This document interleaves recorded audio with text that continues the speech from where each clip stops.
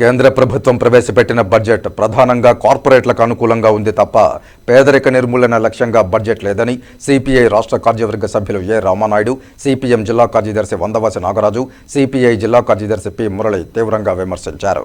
వామపక్ష పార్టీల జాతీయ సమితి పిలుపు మేరకు తిరుపతిలో వాకింగ్ సెంటర్లో వాకర్స్ కు కేంద్ర బడ్జెట్ కు వ్యతిరేకంగా కరపత్రాలు పంపిణీ చేశారు. ఈ సందర్భంగా సిపిఐ రాష్ట్ర కార్యవర్గ సభ్యులు ఏ రామానాయుడు, సిపిఎం జిల్లా కార్యదర్శి వందవాసి నాగరాజు, సిపిఐ జిల్లా కార్యదర్శి పి మురళిలు మాట్లాడుతూ కేంద్ర ప్రభుత్వం ప్రవేశపెట్టిన బడ్జెట్లో విద్య, వైద్యంతో పాటు వ్యవసాయ రంగానికి తీరని అన్యాయం చేశారని అన్నారు. దేశంలో యువత ఉద్యోగాలు లేకుండా నిరుద్యోగులుగా ఉన్న వారికి 10%, పట్టభద్రులైన వారు 13%, మొత్తంగా 23% మంది ఉన్నారని, వీరి సంక్షేమం కోసం బడ్జెట్ కేటాయించకపోవడం దారుణమని అన్నారు. సంక్షేమ పథకాలను పూర్తిగా తగ్గించారని, పెద్ద సంఖ్యలో రోడ్ల కోసం బడ్జెట్ కేటాయించారని, టోల్ ప్లాజాల పేరుతో ప్రజల నుండి పెద్ద మొత్తంలో ముక్కుపిండి వసూలు చేసి కార్పొరేటర్లకు అనుకూలంగా మారుస్తున్నారని విమర్శించారు. కూలీలకు ఉపయోగపడే విధంగా లేకుండా సంక్షేమ పథకాలపై కోత విధిస్తూ ఉపాధి హామీ పథకాన్ని నీరుగార్చే పద్ధతుల్లో బడ్జెట్ ఉందని ఆరోపించారు. కేంద్ర ప్రభుత్వం ప్రవేశపెట్టిన బడ్జెట్ దుర్మార్గంగా ఉందన్నారు. ఈ బడ్జెట్కు వ్యతిరేకంగా ప్రజలను పోరాటాలకు సిద్ధం చేయాల్సిన అవసరం ఉందని అన్నారు. రైతులకు ఏమాత్రం సబ్సిడీ లేకుండా ఎవరిని అన్యాయం చేశారని, నక్సలైట్ల పేరుతో గిరిజనులను చంపుతూ ఖనిజ సంపదంతా కార్పొరేట్లకు అప్పగించాలనే కుట్రలో భాగంగానే ఈ హత్యాకాండను కొనసాగిస్తున్నారని మండిపడ్డారు.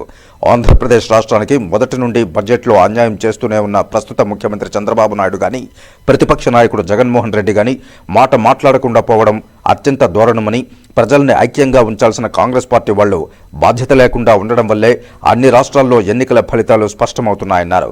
కేంద్ర ప్రభుత్వం ప్రవేశపెట్టిన 50 లక్షల కోట్ల బడ్జెట్లో కనీసం ఈ రాష్ట్రానికి 26 రూపాయలు కూడా కేటాయించలేదన్నారు. ప్రధానంగా ఉత్తరాది రాష్ట్రాల్లో బడ్జెట్ను అధికంగా కేటాయించి దక్షిణాది రాష్ట్రాలకు తీరని అన్యాయం చేశారని మండిపడ్డారు. బీహార్, ఉత్తరప్రదేశ్, ఇతర ఉత్తరాది రాష్ట్రాలకు ఎక్కువ బడ్జెట్ కేటాయించడం వివక్షతకు కనిపిస్తోందన్నారు. బడ్జెట్ ప్రవేశపెట్టేటప్పుడు అప్పులు కూడా చూపెట్టాల్సిన అవసరం ప్రభుత్వంపై ఉందని, అప్పులు చూపించకుండా బడ్జెట్ కేటాయించడం కనబడుతోందన్నారు. ప్రభుత్వాలు పేదలకు ఇస్తున్న ఉచితాలపై సుప్రీంకోర్టు జడ్జీలు మాట్లాడడం భావ్యం కాదన్నారు. ఎస్సీ, ఎస్టీ బడ్జెట్ రాజ్యాంగం ప్రకారం 22% దామాషా ప్రకారం కేటాయించాల్సి ఉన్నా ఆ దిశగా బడ్జెట్ కేటాయించకుండా ఎస్సీ, ఎస్టీ పేదలకు అన్యాయం చేస్తోందన్నారు. పేదరిక నిర్మూలన దిశగా బడ్జెట్ లేదని, ఎస్సీ, ఎస్టీలకు బడ్జెట్ కేటాయించడంలో పూర్తి లోపం ఉన్నందువల్ల కనీసం జీతాలు కూడా సక్రమంగా ఇవ్వడం లేదన్నారు. ఆంధ్రప్రదేశ్ రాష్ట్ర ప్రభుత్వం సర్వే ప్రకారం 27 లక్షల మంది బాడుగు ఇళ్లలో ఉన్నారని చెప్పడం బాధాకరమన్నారు.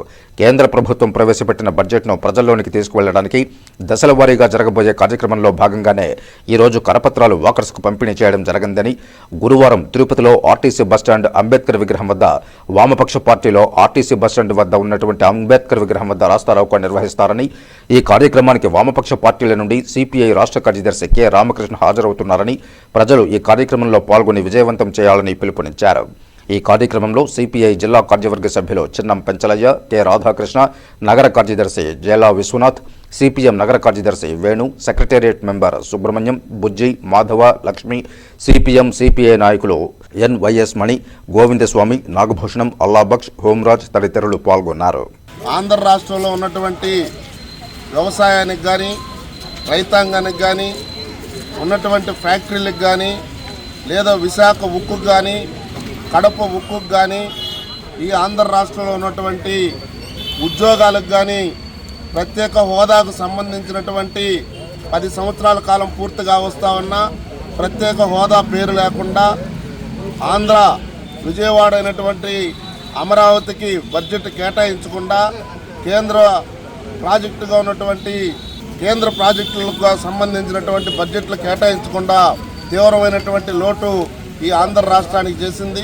దీనికి వ్యతిరేకంగా రేపు ఉదయం ఆర్టీసీ బస్టాండ్ ముందున్నటువంటి అంబేద్కర్ విగ్రహం వద్ద పెద్ద ఎత్తున రాస్తారోకో చేయాలని చెప్పేసి వామపక్ష పార్టీల ఆధ్వర్యంలో ఈవేళ కరపత్రాల నిరసన కార్యక్రమం, కరపత్రాలు వాకర్స్ సంబంధించినటువంటి తిరుపతి పట్టణం అంతా పంచడం జరిగింది. ఎల్లుండి 20వ తారీఖున జిల్లా వ్యాప్తంగా కూడా ఈ ఆందోళన కార్యక్రమం నిర్వహిస్తూ ఉన్నాం. వామపక్ష ఆందోళనలో ప్రజలందరూ పాల్గొవాలని విజ్ఞప్తి చేస్తున్నాం. ముఖ్యంగా రేపు ఆర్టీసీ బస్టాండ్ వద్ద ఉన్న అంబేద్కర్ విగ్రహం దగ్గర జరుగుతున్న ఆందోళనకు సిపిఐ రాష్ట్ర కార్యదర్శి నాగకృష్ణ గారు చేస్తున్నారు. ఇతర ప్రముఖులందరూ కూడా వస్తున్న ఈ యొక్క నిరసన కార్యక్రమానికి అందరూ కూడా సహకరించాలని చెప్పేసి వచ్చి పాల్గొనాలని చెప్పేసి విజ్ఞప్తి చేస్తున్నాము. ఈరోజు ఆంధ్ర రాష్ట్రానికి అడుగడుగున అన్యాయం చేసి మొత్తం మనకు రావాల్సిన వెనకబడిన ప్రాంతాలకు నిధులు కానీ, అదే రకంగా పోలవరం లేకపోతే విశాఖపట్నం ఉక్కుకు సంబంధించి కానీ విభజన హామీలు ఏట్లు కూడా పట్టించుకోకుండా బడ్జెట్లో చాలా ద్రోహం చేసిన పరిస్థితి మనకి కనిపిస్తూ ఉంది. దేశంలో కూడా కొన్ని రాష్ట్రాలకే ఇదేదో బీహార్, గుజరాత్ అనే పరిస్థితులు వ్యవహరిస్తున్నారు తప్ప మొత్తం అన్ని రాష్ట్రాలకు సంబంధించి నిధులు కేటాయించడం నిరుద్యోగం చాలా తీవ్రంగా పెరిగిపోతూ ఉంది. ఈరోజు పెట్రోల్, డీజిల్ రేట్లు విపరీతంగా పెరగడం కారణంగా ఎవరు కూడా భరించని పరిస్థితి లేదు.